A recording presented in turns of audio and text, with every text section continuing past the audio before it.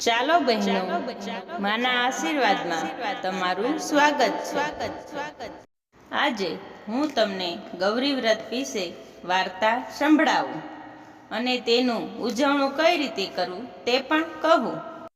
તો હવે આપણે વાર્તા શરૂ કરીએ, તો ધ્યાનથી સાંભળજો।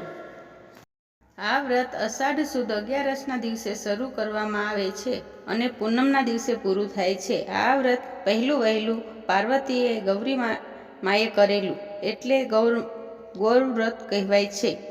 આ વ્રત કુંવારિકાઓ કરતી હોય છે અને વ્રતના દિવસે જાગરણ કરવું પડે। કુંવારિકાઓ પોતાને શ્રેષ્ઠ પતિ મળે, સૌભાગ્ય સાથે સંપત્તિ સાંપડે તે માટે ગૌરી વ્રત કરે છે।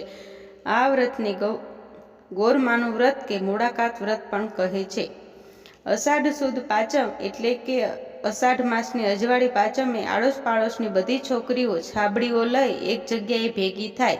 તે દિવસે વાંસની ટોપલીઓમાં છાણિયું ખાતર નાખી તેમાં ઘઉં, જવ, તુવેર, ડાંગર, જાર, તલ અને ચોળા એમ 7 દાન વાવે, પછી ઉપર માટી નાખી પાણી છાંટે છે। આમ 5 થી 6 દિવસમાં જવારા ઉગીને તૈયાર થઈ જાય।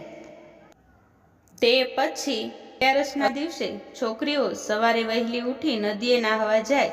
ચાલતા ચાલતા રસ્તામાં ગીત ગાતી રમતી આનંદમાં નદીએ નાહી ધોઈ ઘરે આવે। પછી એક પાટલા ઉપર જુવારા મૂકે, અબીલ, ગુલાલ, કંકુ, ચોખા વડે જવારાનું પૂજન કરે છે। રૂના નાગલા પહેરાવે, ઘીનો દીવો કરી અગરબત્તીનો ધૂપ આપે। કુંવારિકાઓ હાથ જોડી ગોરમાને પ્રાર્થના કરે છે। ઘણી છોકરીઓ બપોરે તો ઘણી છોકરીઓ સાંજે એકટાણું કરે છે। એકટાણું જમવા બેસે ત્યારે મોડું જમે। મોડું જમવાનું હોવાથી આ વ્રતને મોડાકાત પણ કહે છે।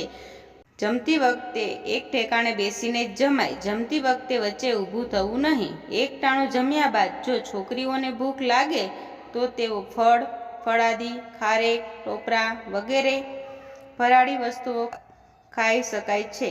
5 દિવસમાંથી પહેલો કે છેલ્લો ગમે તે એક દિવસ નકોરડો ઉપવાસ કરવો।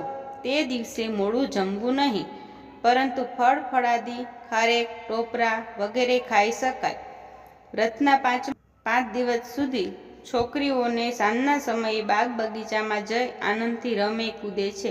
પછી વ્રતના છેલ્લા દિવસે એટલે કે પૂનમના દિવસે જાગરણ હોય છે। તે દિવસે બધી છોકરીઓ ભેગી થઈ ગોરમાના ગરબા ગાય, જાત જાતની રમતો રમે અને માતાજીનું જાગરણ પૂરું કરે। અને આ વ્રત 5, 7 કે 11 એવી રીતે એકી સંખ્યામાં કરવાનું હોય છે।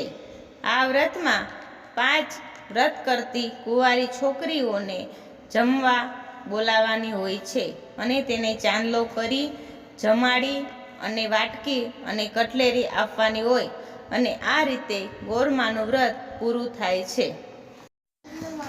આ વ્રતનું જો સાચા હૃદયથી ભક્તિભાવપૂર્વકથી વ્રત કરવામાં આવે તો તેનું ફળ અવશ્ય મળે છે। આ વિડીયો જો તમને પસંદ આવ્યો હોય તો વિડીયાને શેર કરો અને ચેનલને સબસ્ક્રાઈબ કરો।